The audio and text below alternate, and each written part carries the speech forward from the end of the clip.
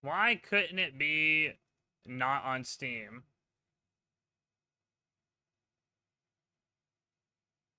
This is becoming a whole thing.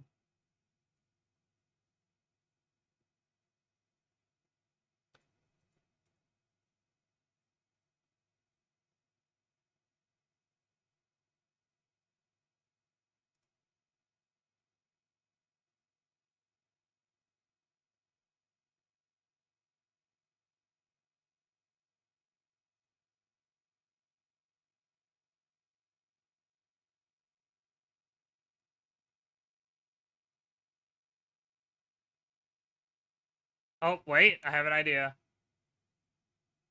I might have figured it out.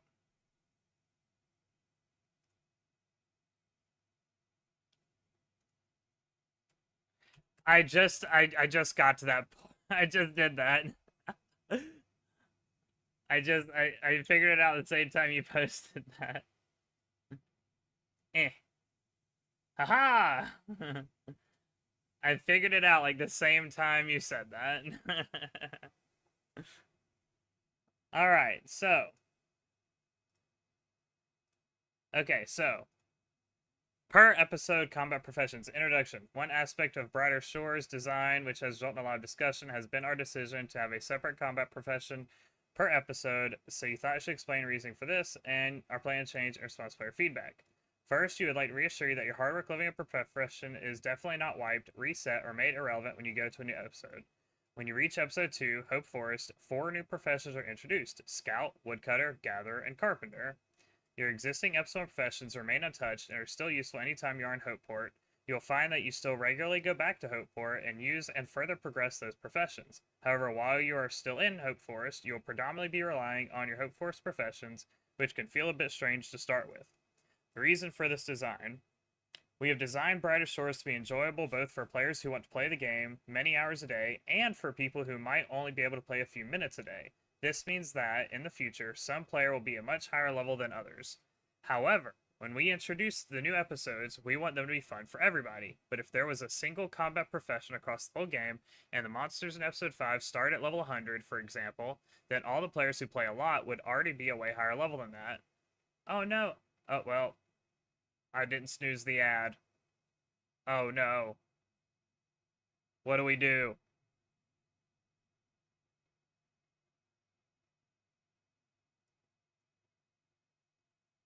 Pause.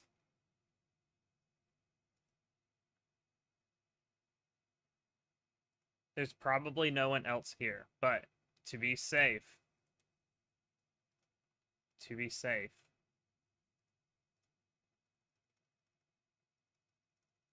it's only a minute.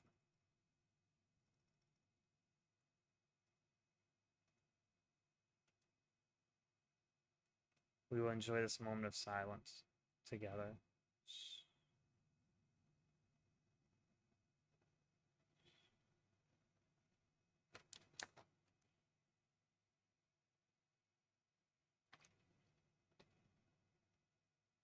See, I just went from 5 to 4. Someone thought I kept reading through the ad.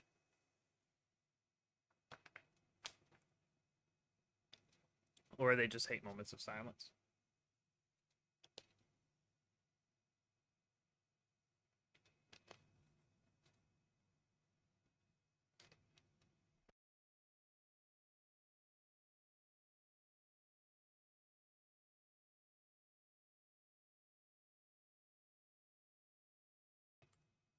And we're back.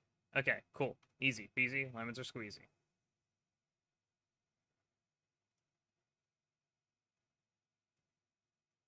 Okay, so then all the players who play a lot would already be a way higher level than that. They would find it way too easy, skipping past a huge chunk of the start of the episode and then find that they don't have much to do. Conversely, all of the players who only play a little would find it way too hard and wouldn't be able to take part in episode 5 at all. Some games try to solve this problem by having a level cap to stop people from being too high. This cap is increased each update, and then they accelerate all characters up to the level of the latest content to stop people being too low. But this means every update results in a huge amount of dead content. And accelerating new players undermines the achievements of existing players. It also means people spend a long time stuck at a level cap with no further leveling possible. Sorry, I'm trying to reset my aggro. Okay. Other games try to solve this problem by making the content in the game auto-scale based on a player's level rather than having a fixed level. But we don't like this as it means leveling up doesn't actually achieve anything or unlock any new content. Therefore, we have designed Brighter Shores in a different way. We have gone with what we call the breadth and depth system. It is not intended that you first finish episode 1, then go on to episode 2, and never go back to episode 1 ever again. Instead, it is relatively easy to progress each new episode, breadth, but even when you have reached the latest episode, you are nowhere near finished. Instead, you can at any time choose any of the episodes you have unlocked and continue to level further in that episode, depth. Each episode also has harder side quests for this purpose. These side quests are intended for the players who want to put in more hours and give a further reason to keep leveling up your professions in earlier episodes. Over time, we plan to add even higher level side quests so that your Hopeport guard level will keep being useful for a long time. The difficulty of a side quest is indicated by its number of stars. The episodes are also heavily interlinked, so you'll regularly find yourself going back and forth between them. For example, you might use your episode 3 combat to kill some monsters for potion regions. You might then take these regions back to episode 1 to make some potions, which you then use in episode 4. Once you reach episode 3, you can also start making your own weapons, which you can tune for use in any of episodes 1 to 4, further interlinking back and forth between the episodes and allowing you to rapidly gear up in episode 4. Please give it a chance. I should also mention that all of our testing has shown that once you get used to it, unlocking a fresh combat profession once in a while actually becomes quite fun. The earliest levels of the professions are generally most fun as you level up much more quickly, and it's all new and fresh. We want people to be able to get that new and fresh feeling each time we launch a new episode, rather than only getting it when they first start playing the game and never ever again. The first time you enter each episode, you will probably start by gearing up and getting a full set of armor and weapons, which is more rapidly rewarding than the incremental improvements once you have a full set of rare/epic gear. If you still don't like the idea of multiple combat professions, you can of course always pick an episode you like and predominantly stick to doing combat in that one episode. When we add leaderboards, we expect that choosing a profession or episode to focus on to get to the top of that profession/episode's leaderboard will be a common strategy. What are we going to change? Based on the feedback of those who find the reduced prominence of their Hopeport professions whilst in Hope Force Discord, we're proposing a few changes. First one's irrelevant if you haven't played the game. Second, we saw a player suggestion that we could add some special content that relies on multiple combat levels to complete. For example, a boss monster that you need to be both a high-level guard and a high-level scout to defeat, so episode 1 combat and episode 2 combat. We think this is a great idea, and we will definitely be looking to add content of this nature in the future. 3, we obviously need to better communicate our breadth and depth system. Not only are people left thinking that once they move on to episode 2, their guard skill will be forever useless, it really won't, but some people are also trying to complete all of the episode 1 side quests before even starting episode 2 and then finding it too grindy. This post is a first step towards solving this, but we also need to find a way to better communicate this in game. We're open to suggestions on this one. One thing to plan on doing is showing the difficulty rating on the main quest as well as the side quests, so you can see that carrying on with the main quest first is easier than doing the side quests. Perhaps episode isn't the clearest word to describe the different sections of the game. I could change it to area or zone, but not sure, as I like to emphasize the episodic nature of the plot. Hopefully this makes things a lot clearer. Being able to add new episodes to the game that everyone can enjoy and without resulting in lots of dead content is very important. We think our breadth and depth system design achieves this, but perhaps we didn't explain it very well.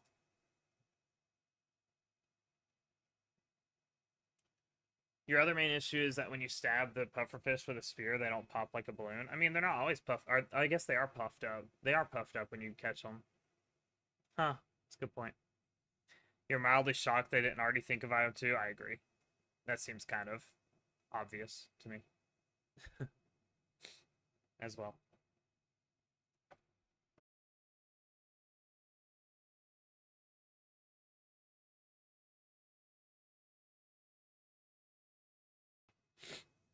I thought it was going to happen. It didn't happen, though. But yeah.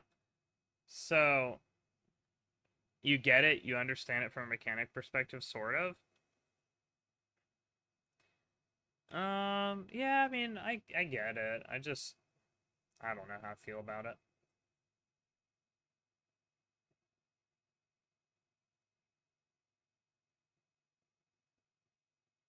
like, is the if guard doesn't help you with scout at all, like if leveling up your guard in episode 1 doesn't help you out in episode 2 at all, then it seems kind of like they don't intertwine, and they're kind of saying they should intertwine.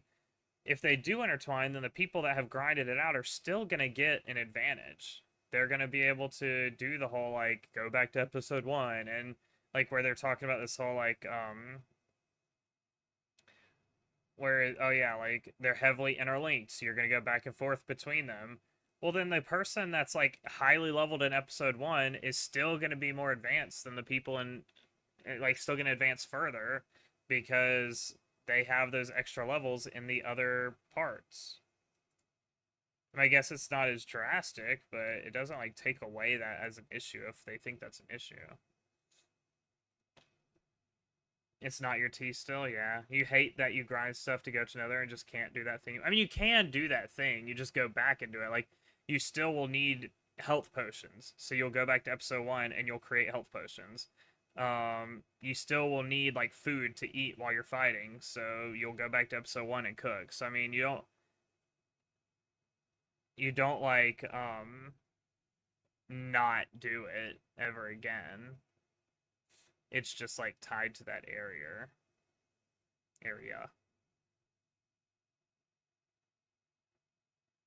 You know, like the idea of just going to a new area after grinding and instantly being weak, which they also kind of talked about that because they say in episode 4 you'll be able, once you've done episode 4, you'll be able to start making weapons tuning that can tune for any episode. But that, once again, that goes against what they're saying, where they're saying they don't want people to be advanced, because if once you beat episode 4, you now get a way to bring these items to other episodes, then that's all null and void. You're just going to take your OP gear to the other episodes now.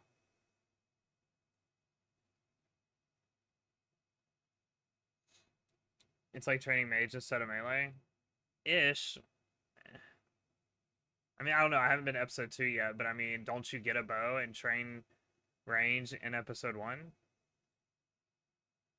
You know, like the concept of it being area locked, that like there's just zero cooking in the forest, or if you have all the ingredients to make a potion, you just can't do it in the forest. Well, there's like a shop you go to that has like the cauldrons and all the stuff you need to combine it together.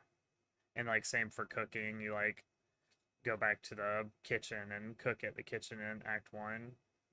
I'm not like defending it for the sake of like I think it's great and this is why you're wrong. I'm just more of like trying to, like, devil's advocate, kind of like explain it. But I agree with you. Like, I don't know how I feel about it.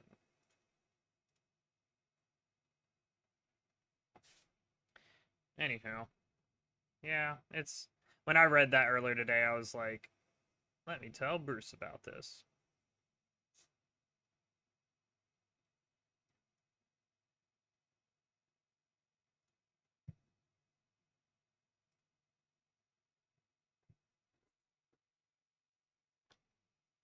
It's what happened? Okay.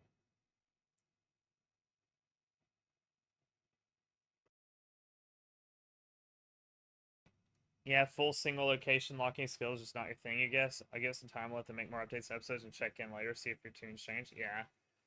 That's a good thing. And I don't know, like, I'm kind of tempted to stop playing it actively, other than like doing the quest. I think I'm gonna mostly do passive training while I play other things, just because I don't know if I necessarily have the time right now. Like, I'm enjoying. I really want to play TCG Card Shop Simulator. I'm still loving this game, so I want to keep playing it. I want to keep AFKing the iron or the chunk. Um, Obviously, I'm not gonna touch it once Leagues comes out because Leagues is life. So I don't know. I'm not sure how much more I'm gonna keep playing it.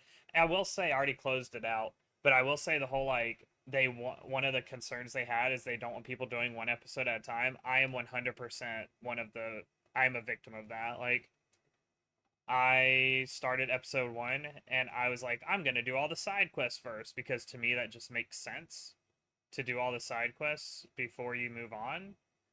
And so that's what I've been doing. I'm still in episode 1 because I've just been training my fishing to try and get the fishing side quest done, but it takes like many hours of fishing to get the fishing level to do a side quest. So it's like I'm definitely part of that, and it's just like, ugh, I don't know.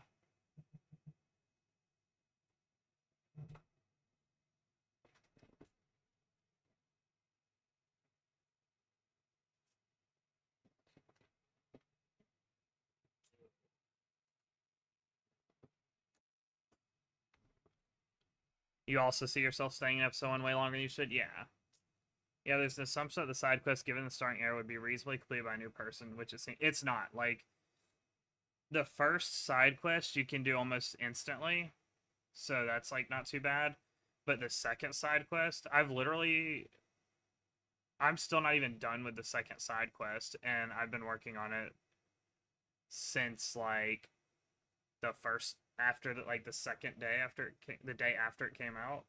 Because the first day I was able to get through like a good bit of the main quest till it like locks you off saying you need a certain total level to continue the main quest. When I got to that, obviously I couldn't continue. I did the first side quest relatively quick, and since then I've been on the second side quest.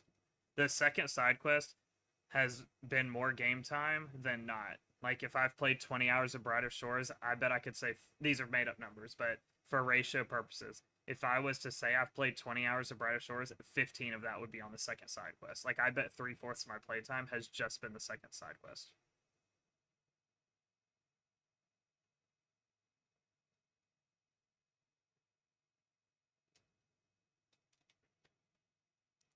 You haven't really gone too far with the quest. You got the obelisk one done, and part of the inheritance treasure one. Is the inheritance treasure one like the hardest one? Because there's 3 side quests. There's the obelisk, and then there's the second and the third one that I don't remember the names of.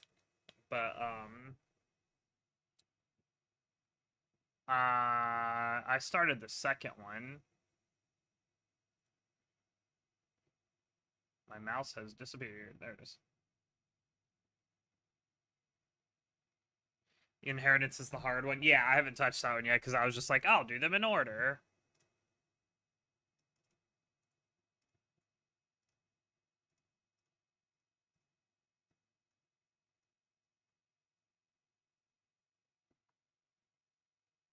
Lost shipment. Yes, that's what I'm doing. Whatever the middle one is called. And you need the part that I'm at. You need 25 fishing, and it's just like, ugh. Why would you grind fishing level 25 when you consider in World Hub for 100? Exactly. But I don't have that problem because I'm AFK in combat. So mine's more like, why should I grind fishing to level 25 when I can continue my card shop? Also, speaking of continuing my card shop, since I'm not like an actual content creator, I don't have any reasons to hide like plans or ideas that I have, because what would be the point? I'm not like actually gonna do like some secret series and release it and try to make a big thing of it. But I thought of what I would think is a neat idea for this game, for the TCG Card Shop Simulator. And if I had more time before a league started, I would 100% do it. I don't know if I'm going to be able to do this with the time that I have, but if I do have the time, this is what I want to do. When I finish my goal of getting all the Steam achievements for this save file, I want to do a second save file, and the second save file,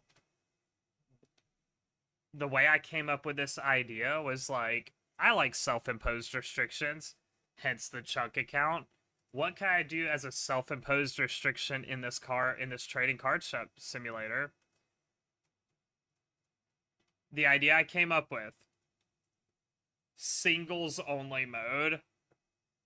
So when you load in, there's like 5 tasks you have to do, which takes like maybe a week of the store, if that, probably less, maybe like 3 days. And I'll do those tasks, because if you don't, they just stay on screen and it's kind of annoying. So I'll do what's necessary to do those 3 tasks, or those like 5 or 6 tasks or whatever. But after those tasks, all I do is crack packs and sell singles.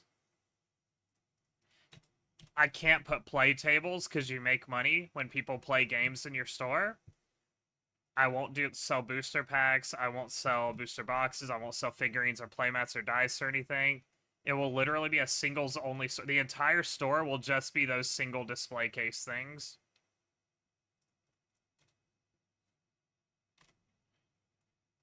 I want to do it so bad. And the goal for that is going to be gotta catch them all. I would want every option unlocked, like everything in the store, all the sellables unlocked, even though I'm not using them. All the sellables unlocked, all the shop expansions unlocked, and collect like 100% essentially the game, but do it all through singles only.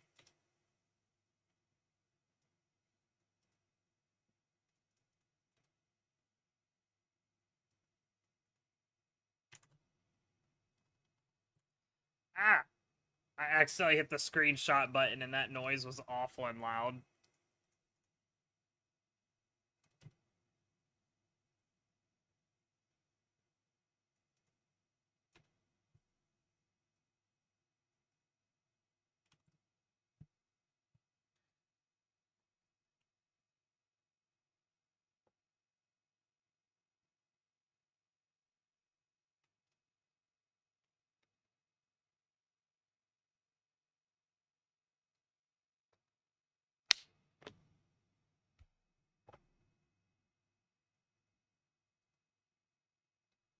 Sorry, I had to step away for a moment. Your cat was being a menace.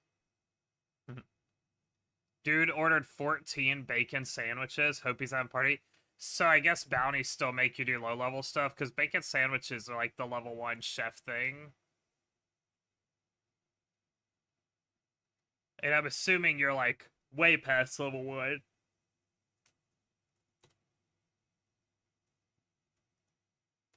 Oh, it's the higher tier bacon. My bad. Sorry for assuming that you are using shitty bacon.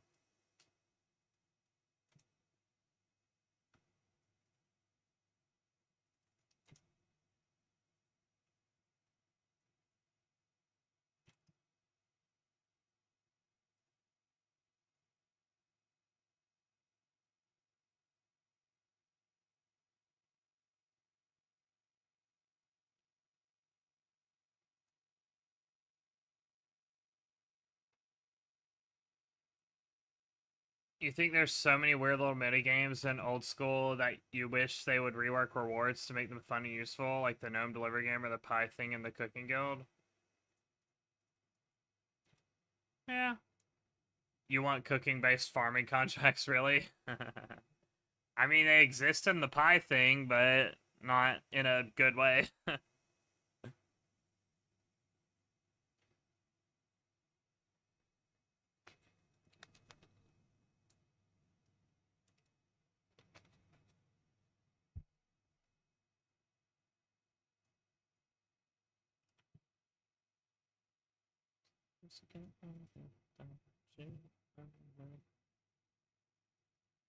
Please don't get at it.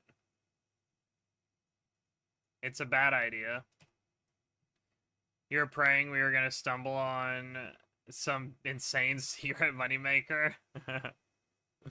How do I know y'all didn't? And y'all just been lying. Y'all been lying to me this whole time. It's been like months, and you and Mike have just been making pies and getting rich and just not including me.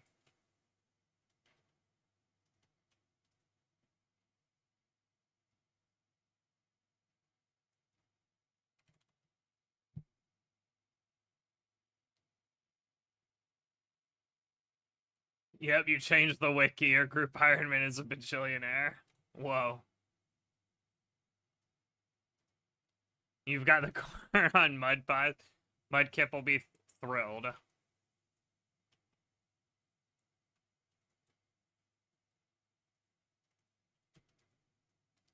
I'm happy I didn't buy the premium in Brighter Shores, though. I thought about it. Like, go ahead and buying it. Kind of like Kip did, just to you know, support and whatnot, because I'm all about supporting, but I don't know. I don't know how much I'm gonna stick with it. I think I'm just gonna literally AFK and that's it.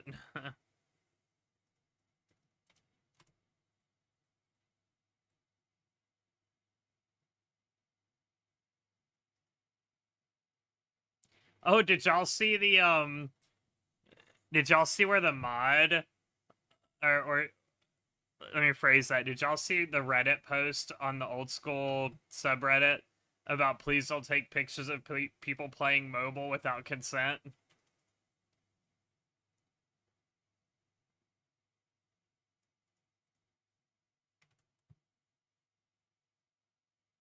Homie has enough money, he fucking made RuneScape. Well, yeah, but didn't he sell it? How much money is he still making off of it? You didn't see it? Okay, okay. A lot quicker story time. This will be significantly faster.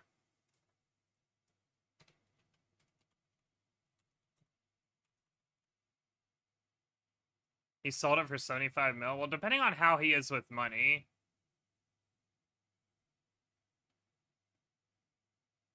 That can't be, that's not real.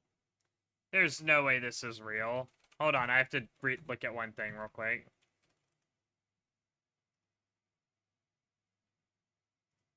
Ah!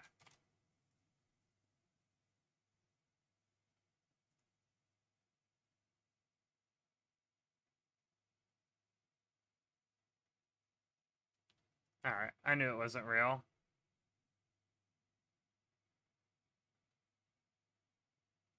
Okay. So, I thought this was kind of funny. So, it's funny. I okay. I'll let y'all experience it the same way I did because this is how I learned about it. So someone posted on the old school subreddit. It said, "If you see me playing old school RuneScape mobile in public, please do not sneakily take a picture to post on Reddit. It's kind of a creepy trend. Thanks." And I was like, "Why are they saying that?" And so then I looked, and Mod Genghis. I want to clarify before any misunderstanding arises. I am asking for photos of people playing OSRS mobile in fun, interesting locations. Typically, these photos are self taken, showing a simple shot of hands holding a mobile device. To be clear, I'm not encouraging anyone to take photos of others in public without their consent. As a community of gamers, respecting each other's privacy is essential. That said, I still think it's exciting to see how players enjoy OSRS mobile in unique settings. For instance, I've received photos of players reaching 99 skills in places like Phuket, I don't know how to say that, a pilot chopping wood on his in-flight break, and someone playing at Australia's northernmost point. If that's not something you're comfortable with, I completely understand. To recap, please, if you're reading this, please don't take pictures of others in public without their consent. This is not an official Jagex or OSRS challenge. I'm simply a JMod who's interested to see the fun, unique ways players enjoy playing mobile on OSRS. So I guess he like made a post saying like he wanted pictures of, you know, people playing or something. And all that happened. I thought I got a giggle out of it. Please do not post or take pictures of other people.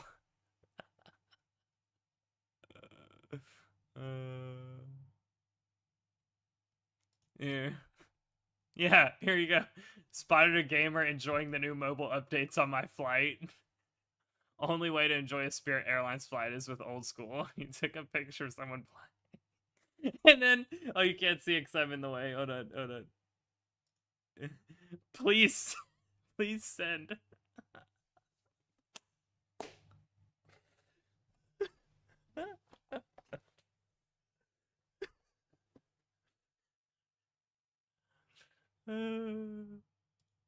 Let's see. I'm not so secretly collecting these. Please send here if anyone else has other pics of OSR's mobile in the wild. Mobies in the wild. Oh my gosh, he calls them Mobies.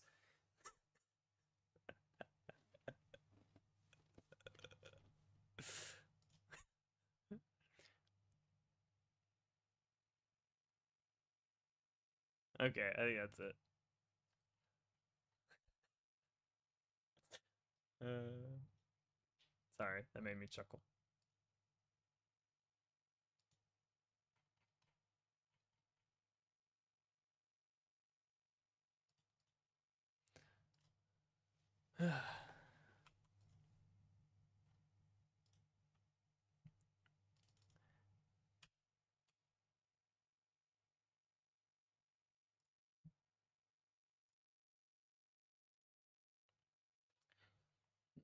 He's alleged. Oh, he sold it for like 75 mil in real life. He's allegedly worth like hundreds of $1,000,000 at this point. The internet throws around some like $640 million number that pops up if you Google it, but that seems way too high. Yeah, I've seen like YouTube videos and stuff of famous people being like, "Yeah, I don't know where Google gets their numbers from because I wish I had the money that it says I have." Like I've seen multiple rich people say that, which they could be lying, or Google could just be bad at guessing what people are worth. You can hear the plea of desperation in the multiple pleases, yeah.